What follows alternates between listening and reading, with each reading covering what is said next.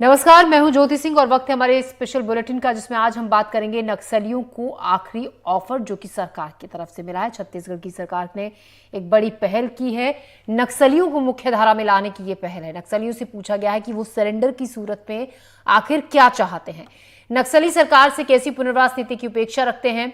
ऐसे और भी कई सवाल नक्सलियों से सरकार ने पूछे हैं। क्या हम इसे नक्सलियों के लिए मुख्य धारा में शामिल हो जाने का एक आखिरी मौका और इसे सरकार का आखिरी ऑफर कह सकते हैं?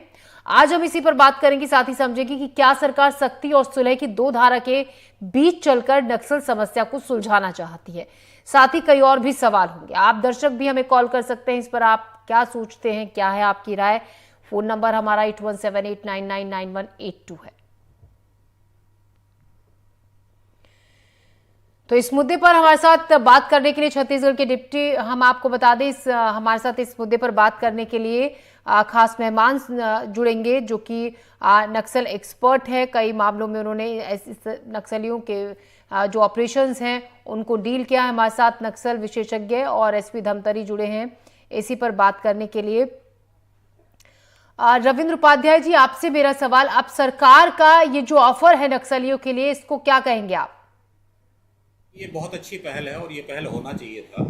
और ये पहल पहले भी हुई है, लेकिन उतनी तल्लीनता से इस पे काम नहीं किया गया, जी। जो मेरा विचार है। इसके पहले भी एक दो बार पुनर्वास नीति के बारे में चर्चा हुई है, काम हुआ है, लेकिन जिस गंभीरता से काम होना था वो काम अभी तक नहीं हुआ। लेकिन अभी जैसा गृह मंत्री जी ने बोला है, इसके लिए छत्तीसगढ़ सरकार को साधुवाद भी देना चाहिए कि इन्हें बहुत अच्छी पहल की। उन्हें QR कोड वाली एक बात बताई है और एक ईमेल एड्रेस वाली बात बताई है कि उस आधार पर जो स्वतः नक्सली है, जो नक्सली पीड़ित हैं या उनका जो परिवार है, ऐसे लोग स्वतः सरकार से सीधे बात कर सकते हैं और सीधे बात करने के बाद में वो अपने विचार रख सकते हैं। उनकी वास्तव में मतलब व्यक्तिगत तकलीफ़ें क्या हैं, गांव में जब वो रहते हैं तो गांव के अंदर क्या तकलीफ़ें हैं, गांव के अंदर नक्सलियों से उनको क्या परेशानियां, उनकी जो तकलीफ़ें हैं वो सब सीधे गृह मंत्री जी के पास पहुँचेगी। ऐसा मैंने आज जो पेपर में पढ़ा था और ये बहुत अच्छी पहल है और इस पर जल्द से जल्द कार्य होना चाहिए, जी। ऐसा मेरा सोचना है। आंजनी जी, आपसे सवाल, जिस तरीके से नक्सलियों की तरफ से ये वक्त वक्त पर पिछले दिनों की अगर हम बात करें, कुछ वक्त की, ये कहा जाता रहा है कि केवल सरकार बात करती है, मीडिया के सामने उन बातों को रख दिया जाता है, लेकिन असल में तस्वीर कुछ और ही है। ऐसा होता नहीं है।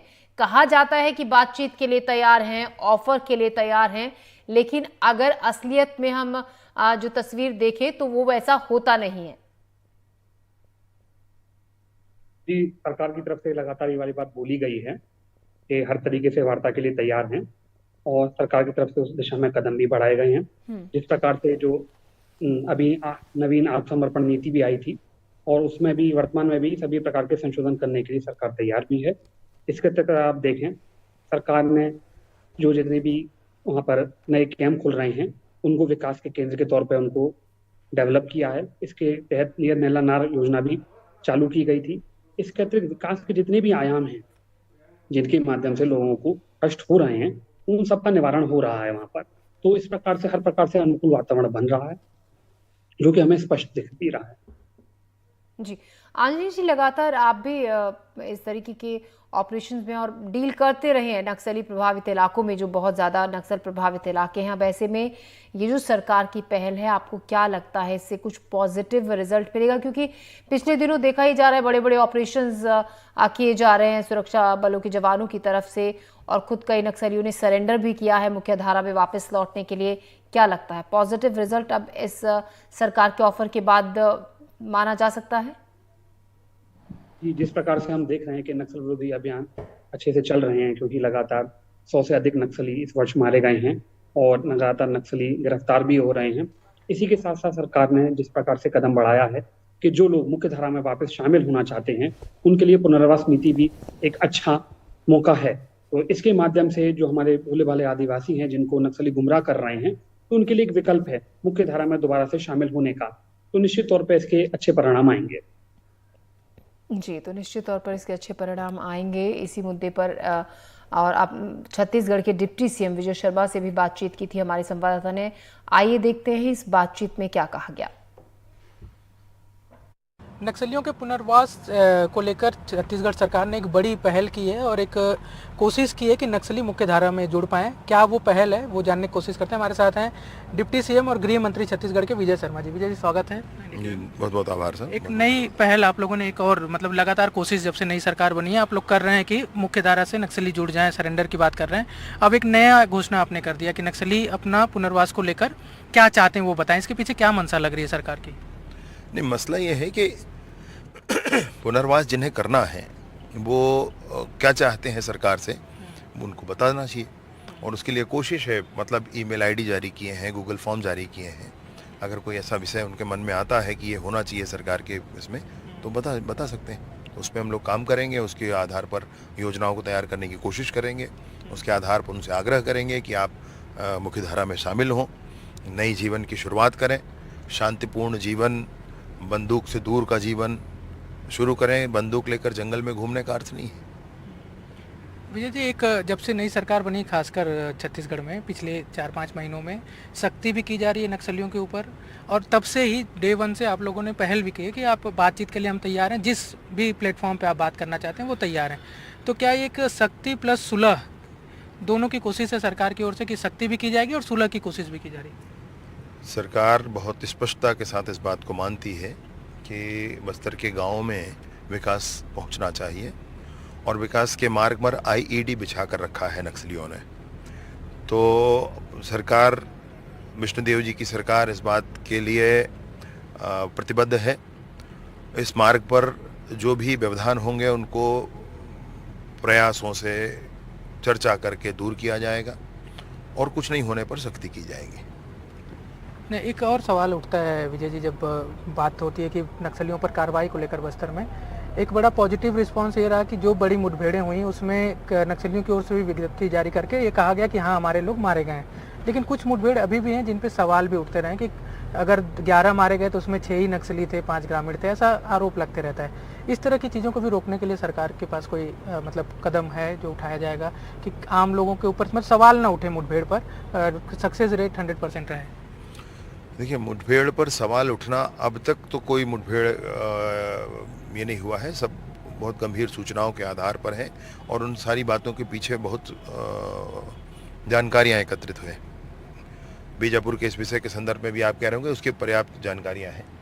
मसला ये है कि बार बार उन्होंने विज्ञप्ति जारी की और उसका हमने यूज़ कर लिया कि देखिए भाई नक्सली भी बोल रहे हैं लेकिन कांग्रेस वाले इसको गलत बोल रहे हैं, नक्सली भी बोल रहे हैं कांग्रेस वाले गलत। ये जो यूज़ हो गया बार बार, तो फिर अब लगा कि कुछ और कर दिया जाए। ऐसी घटनाएं हैं, ऐसी बातें हैं, मुझे लगता है। तो इस पर राजनीति नहीं होनी चाहिए, इस पर सबको मिलकर के काम करना चाहिए। यही मेरी सबसे विनती है, यही मेरी सबसे प्रार्थना है। इस पर काम वैसे ही शुचिता के साथ करना चाहिए। इस पर सिर्फ राजनीति करना है इसलिए राजनीति नहीं करनी चाहिए। विजय जी, जब पुनर्वास के लिए आप ऑफर एक तरह से किए कि भाई आप अपनी बताओ, तो क्या आपके पास कोई इनपुट ऐसा आया था कि नक्सली चाहते हैं कि उनकी बातें सुनी जाएं लेकिन वो सामने नहीं आना चाहते? कुछ ऐसा आप लोग के पास सूचना आया या फिर आपके अपनी टीम का एक वो रहा हुआ कि भाई हमको ऐसा करना चाहिए, उनको देना चाहिए? कहाँ से ये मतलब ये उपज कहाँ से हुई इस बात की कि ऐसा एक ऑफर दिया जाना चाहिए?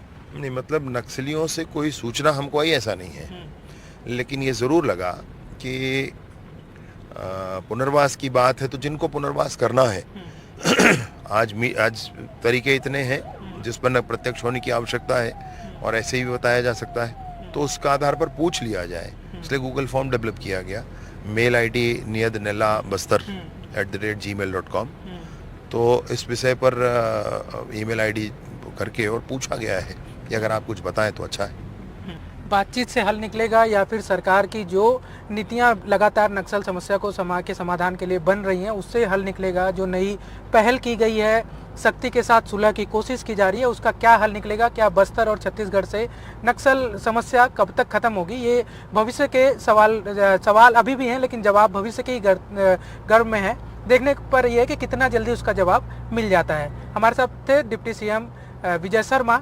लगातार नक्सल समस्या पर उनसे बातचीत लगातार की जा रही है और कोशिश हमारी भी है कि ये समस्या जल्द से जल्द कितनी जल्दी सुलझ जाए इस पर और बस्तर के लोगों को राहत मिले।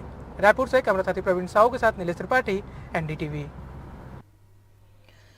और इसी पर बात करने के लिए लगातार दो खास मेहमान हमारे साथ बने हुए हैं। रविंदर जी, सवाल आपसे है मेरा, जिस तरीके से अब ये जो प्लान सरकार की तरफ से पेश किया गया है, क्या लगता है, और कहा भी बार बार यही जा रहा है, जिस तरीके से भी हाल फिलहाल में कई बड़े ऑपरेशंस को अंजाम दिया गया सफलतापूर्वक, कि अब जो नक्सली हैं वो सिर्फ बहुत कम वक्त की बात है और पूरी तरीके से नक्सलियों का खात्मा कर दिया जाएगा जहां पर बहुत ज्यादा सक्रिय हैं नक्सली।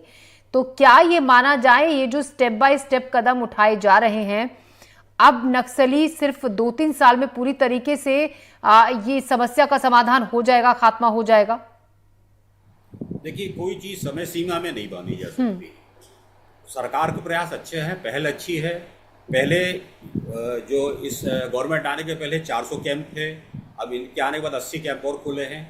गांव-गांव में कैंप खुलते जा रहे हैं, 10-10 किलोमीटर कैंप खुलते जाते हैं, तो निश्चित रूप से उनके ऊपर एक मानसिक दबाव पड़ रहा है और गांव तक सरकार की पहुंच हो रही है, सड़क बन रही है, रास्ते में जो पुल पड़ते थे उन पर पुलिया बन रही है, बिजली पहुंच रही है, तो ये बुनियादी सुविधाएं पहुंचने का काम तो चल रहा है। लेकिन मेरा कहना है कि देखिए, दो अलग अलग नीति है, एक आत्मसमर्पण की नीति है और एक अभी जो सरकार ने चालू की है नीला नार, जिसको बोलते हैं कि आपका अच्छा गाँव अच्छा विकास की जो बात हो रही है, और उसमें पुनर्वास की बात हो रही है। पुनर्वास के लिए सबसे बड़ी ये बात होती है कि जो गांव से अपना गरीब आदमी, जो नक्सल से पीड़ित व्यक्ति है, वो अपने गांव से जुड़ा हुआ है, वो अपने गांव की जमीन और जगह छोड़ के कैसे जाएगा? सबसे पहले उसकी सुरक्षा चाहिए। पुनर्वास तो आप दे देंगे, लेकिन उसकी सुरक्षा कैसे होगी? तो या तो फिर आप उसको उसके मुख्य गाँव से वापस बुला के जिला मुख्यालय या आसपास तहसील में रखें और वहाँ उसको सुरक्षा दें। इसके अलावा ये है कि जैसे सरकार ने बोला कि QR कोड इन्हें चालू किया, ईमेल चालू किया, तो क्या गांव के आदिवासी इतने प्रशिक्षित है या इतना उनको ज्ञान है कि वो ईमेल कर सके? क्या उनके पास इस तरह की सुविधा है? क्या उनका आज तक जो लेटेस्ट लैपटॉप है, मोबाइल है, तो क्या उनको ईमेल करना आता है? क्या वो QR कोड जानते हैं? क्या इसमें प्रशिक्षित है? तो निश्चित रूप से मैं जानता हूँ जहाँ तक कि आदिवासी इतना प्रशिक्षित और शिक्षित नहीं, तो उनके साथ जो आसपास के जो शिक्षित लोग जुड़े हैं, निश्चित रूप से जो बस्तर के लोग हैं, उनसे ये विचार मांगा जाना चाहिए कि वो पुनर्वास नीति के लिए बस्तर के लोग इन पीड़ित लोगों के लिए क्या कर सकते हैं, क्योंकि जो वास्तव पीड़ित व्यक्ति है वो तो अज्ञानी है, उसके पास शिक्षा नहीं है, वो 4वीं तक पढ़ा हुआ है, 3वीं तक पढ़ा हुआ, तो वो ईमेल और QR कोड क्या जानेगा वो?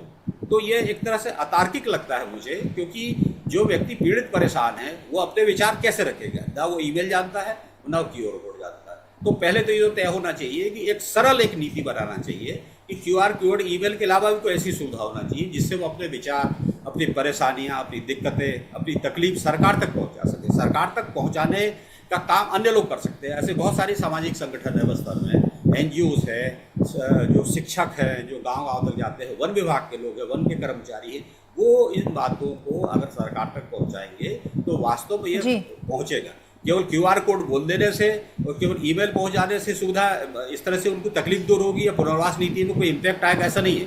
इसके अलावा मैं बहुत सारे ऐसे लोगों को जानता हूँ, जब आत्मसमर्पण हुआ था, ऐसे एक मलेरिया डिपार्टमेंट का एक आदमी था कांकेर जिले में, 2009 में वो मलेरिया की दवाइयाँ बांटता था गाँव में, लेकिन नक्सलियों को शक हो गया कि वो मुखबिर है। उसको मुखबिर समझ के बहुत मारपीट दिया गया, उसको मारा समझ के छोड़ दिया कि बाद में बेचारा आज तक वो भटक रहा है, ना उसको कोई सुविधा मिली, ना कोई उसको आज तक रिलीफ मिला। तो मेरा कहना है सरकार से बोलना, पेपर पे छपना और पेपर पे आके हमको प्रदर्शित करना, ये नीति नहीं है। नीति है कि एक जो गांव का आखिरी अंतिम व्यक्ति है जो वास्तव में परेशान, वहां तक उसको जानकारी। काफी अहम पॉइंट आपने उठाया है कि आखिर ये QR कोड और ये जो फॉर्म जारी किया गया है कैसे उन लोगों तक पहुंचेगा जिनको इस बात की समझ ही नहीं है कि क्या QR कोड है और किस तरीके से लॉगिन करना है। ये सब तमाम बातें। आप बने रहेगा हमारे साथ रविंदर जी और आंजनेय जी, आप भी आपसे सवाल आगे भी करेंगे, हम कुछ और सवालों के जवाब जानेंगे। उससे पहले छत्तीसगढ़ की सरकार ने नक्सलियों को जिस तरीके से मुख्यधारा से जोड़ने के लिए निरंतर प्रयासरत है, ऐसी में मुख्यधारा में लौटे नक्सली से NDTV ने इस मुद्दे पर बातचीत भी की। क्या कहा उसने, आइए देखते हैं।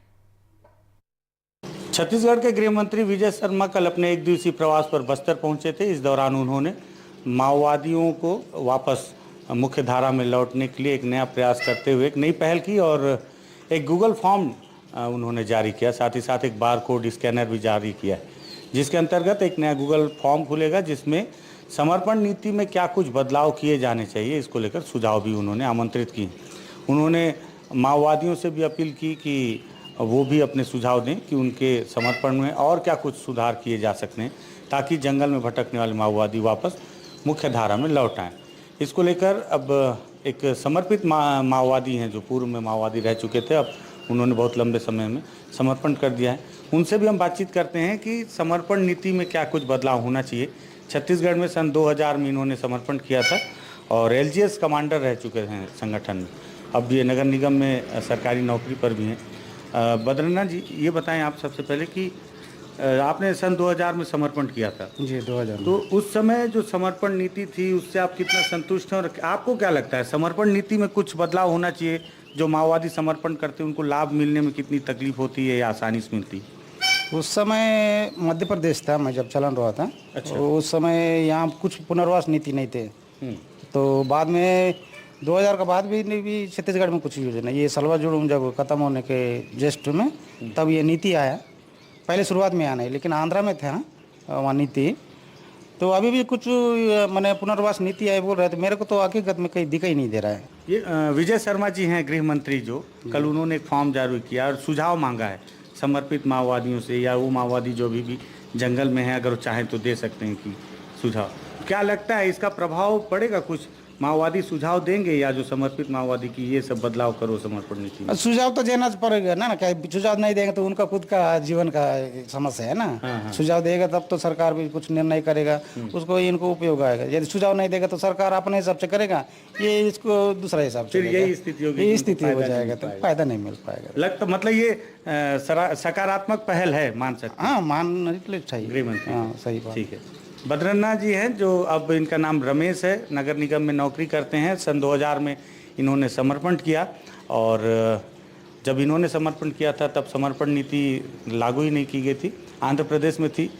काफ़ी लंबे समय लड़ने के बाद आपको समर्पण नीति का हाँ, मेरे को 2008 में मिला रहा। 2008 में? 8 साल तक आपने लड़ा भी इसके लिए? लड़ना पड़ा, मेरे लड़ना पड़ा। तो 8 साल बद्रनाथ जो है वो लड़े थे, तब जाके इन्हें समर्पण नीति का लाभ मिला था। और ये चाहते हैं कि जिस तरह से आंध्र प्रदेश और तेलंगाना में समर्पित माओवादियों से पूछकर उनकी जो क्वालिटी है, काम करने की क्षमता है, उसके आधार पर उन्हें आगे जीवन यापन के लिए काम दिया जाता है। इस तरह से छत्तीसगढ़ में भी बदलाव होने चाहिए और जो पहल गृह मंत्री ने की है, उम्मीद है इन्हें भी कि उसका एक सकारात्मक पहलू जरूर नजर आएगा। एनडीटीवी के लिए जगदलपुर से विकास तिवारी। अंजनी वाशनी जी, सवाल मेरा आपसे है, आपने भी सुना होगा किस तरीके से हम एक बात सुना रहे थे उस शख्स की जिसने कुछ साल पहले समर्पण किया था, जो ये कह रहे हैं कि जो समर्पण नीति के तहत मिलने वाले लाभ हैं 8 साल तक वो उसके लिए लड़े, उसके बाद उन्हें वो लाभ मिले। अब ऐसे में वो भरोसा किस तरीके से कायम किया जाएगा सरकार और नक्सलियों के बीच में कि जो कहा जा रहा है वो उन्हें मिलेगा? क्योंकि देखिए अक्सर सवाल उठते रहे हैं जब ये ऑपरेशन सामने आते हैं, तो जो गांव वाले होते हैं वो भी ये तमाम तरीके के आरोप लगाते हैं उन सुरक्षा बलों पर कि नक्सली तो मारे गए हैं, साथ में बेकसूर गांव वालों को भी मार दिया गया। तो ये कहा जाता है कि जो कहा जाता है, जो पेश किया जाता है सामने, उसके 2 चेहरे होते हैं, उसमें आधी हकीकत को छिपाया जाता है। तो वो भरोसा कैसे कायम किया जाएगा? जी, जैसा भरोसा कायम करने पर प्रश्न था आपका जी, उसमें मैं 2 बातें कहना चाहूंगा। सर्वप्रथम तो जो सरकार की जो आत्मसमर्पण नीति है, इस साथ साथ सरकार विकास भी कर रही है। जिस प्रकार से कैंपों को समेकित विकास केंद्र के तौर पर डेवलप किया जा रहा है, तो सरकार सभी प्रकार की सुविधाएं दे रही है, चाहे उसमें सड़क हो, बिजली हो, मोबाइल टावर हो, स्कूल हो, आंगनबाड़ी हो। इसके अतिरिक्त जो निजी सुविधाएं भी मिलती हैं या लाभ मिलते हैं, जिस प्रकार से पेंशन होती है, वजीफा रहता है, स्कॉलरशिप वगैरह रहती है, उन सबको भी उपलब्ध करा रही है ग्रामवासियों। इसके अतिरिक्त जो समर्पित माओवादी हैं उनको भी हर प्रकार से उनका पुनर्वास कैसे हो सकता है, उसमें आवास की चाहे उपलब्धता हो, राशन हो, रोजगार हो, कौशल संवर्धन हो, तो सरकार ने उसको पूरा इंटीग्रेटेड डेवलपमेंट के तौर पे उसको देख रही है। दूसरा जो आप बोल रही थी कि विश्वास और किस प्रकार से पैदा हो सकता है मुठभेड़ों पे, तो जितनी भी हमारी पुलिस की ऑपरेशन लॉन्च होते हैं वह सब क्रेडिबल इनपुट्स पर ही लॉन्च होते हैं और उसके बाद पुलिस पूरी कानून से बंधी हुई है और कानून के हिसाब से ही कार्रवाई करती है। उसमें कहीं पर भी कुछ प्रश्न लगने का सवाल ही नहीं है। हम जहाँ कहीं भी जो कुछ भी कार्रवाई करते हैं उसको वैसा ही मीडिया में प्रस्तुत भी करते हैं। उसमें कुछ लोग नक्सलियों के दबाव में आकर के या दुष्प्रेरित होकर के इस प्रकार से आक्षेप लगाते हैं, परंतु कहीं पर भी पुलिस जो है जितनी आवश्यकता होती है उससे अधिक बल का प्रयोग नहीं करते। जी, आंजनी जी, मेरा सवाल इसीलिए था क्योंकि कई बार कई रिपोर्ट्स हमें ने दिखाई हैं, उसमें हम 1 या 2 नहीं या 3 या 4 नहीं, बहुत सी ऐसे खबरें और बहुत सी ऐसी कहानियां सामने आई, देखा जहां पर जो गांव वाले होते हैं उनका कहना होता है कि लकड़ियां बीनने के लिए गए थे और उसको नक्सली बताकर मुठभेड़ का शिकार बना लिया, उनके घर के किसी बेटे को, या फिर तेंदुपत्ता चुनने के लिए गए थे, उसको वो गोली का शिकार हो गया। इस तरीके से ऐसे बहुत से मामले सामने आए हैं जिसमें परिवार वालों का ये आरोप रहता है। मैं सिर्फ खबरों के आधार पर कह रही हूँ, जो खबरें हम दिखाते हैं, जो स्टोरीज दिखाते हैं, ऐसे बहुत आंतरिक गांवों के वो आदिवासी लोग होते हैं जो इस तरीके से, जिनके परिवार के अपने लोगों को जिन्होंने खोया होता है इस तरीके के मामलों में। तो इसलिए ये मेरा आपसे सवाल था। अब ऐसे में आपको क्या लगता है, ये जो ऑफर सरकार की तरफ से दिया गया, ये इससे पहले भी देखिए विष्णुदेव सरकार ने पहले भी इस तरीके के ऑफर दिए हैं कि आप फोन पर बातचीत कर सकते हैं, फोन नंबर बाकायदा जारी किया गया था कि अगर आप बात करना चाहते हैं या आप मुख्य धारा में लौटना चाहते हैं, तब किस तरीके का रिस्पॉन्स मिला था, और अब आपको लगता है कि वो रिस्पॉन्स आपको फिर से उसी वे में मिलेगा दोबारा से? जो आपने बताया उसमें मैं 2 बात और जोड़ना चाह रहा हूँ। जो सर्वप्रथम जो इस प्रकार के आरोप लग रहे हैं उसके पीछे देखें, नक्सलियों का एक प्रोपेगेंडा रहता है, उनके डॉक्यूमेंटेड भी है कि किस प्रकार से उनको फॉल्स प्रोपेगेंडा करना है। दूसरा, जब समय समय पर बाद में नक्सलियों के जो डॉक्यूमेंट जब्त होते हैं उस समय स्पष्ट हो जाता है कि जो लोग मारे गए थे वे स्थापित नक्सली थे। इसके अतिरिक्त आप देखें, जब कभी नक्सली मुठभेड़ होती है उसमें भारी मात्रा में हथियार भी बरामद होते हैं, विस्फोटक सामग्री भी बरामद होती है, पिट्ठू बैग बरामद होते हैं, पर्चे बरामद होते हैं, बैनर पोस्टर बरामद होते हैं, जो कि एक आम ग्रामवासी नहीं रखता। उससे स्पष्ट हो जाता है कि जो मुठभेड़ें हुई थी वो एकदम सटीक थी, क्रेडिबल इनपुट पर थी और सही थी। दूसरा, जो सरेंडर का आपने प्रश्न किया, तो जब कभी भी नया ऑफर आता है तो उसमें थोड़ा समय लगता है उसका प्रोपोगेट होने में, और धीमे धीमे प्रकार सरकार की नीति रही है आत्मसमर्पण और पुनर्वास की, तो सरकार लगातार माओवादी की तरफ हाथ बढ़ा रही है जी। तो मुझे उम्मीद है कि इसके अच्छे परिणाम भी आए जी। तो सरकार धीरे धीरे हाथ बढ़ा रही है और आप उम्मीद करते हैं कि इसका अच्छा जो पॉजिटिव वे में है, सकारात्मक तौर पर इसका रिजल्ट देखने को मिले। उम्मीद हम भी यही करते हैं। जिस तरीके की समस्याएं नक्सल प्रभावित इलाकों में देखी जाती हैं, ऐसे भी आपसे सवाल है मेरा रविंदर जी, आपको क्या लगता है रविंदर जी कि अब आगे धीरे धीरे जो स्थिति है, जो सिचुएशन है इन इलाकों में, वो सुधार की तरफ है? जो हालात अब बन रहे हैं, जिस तरीके से नक्सलियों का खात्मा हो रहा है, बड़े बड़े ऑपरेशंस प्लान किए जा रहे हैं सुरक्षा बल के जवानों की तरफ से, सरकार की तरफ से तमाम कोशिशें की जा रही हैं, क्या अब जो तस्वीर है वो धीरे धीरे बदल रही है?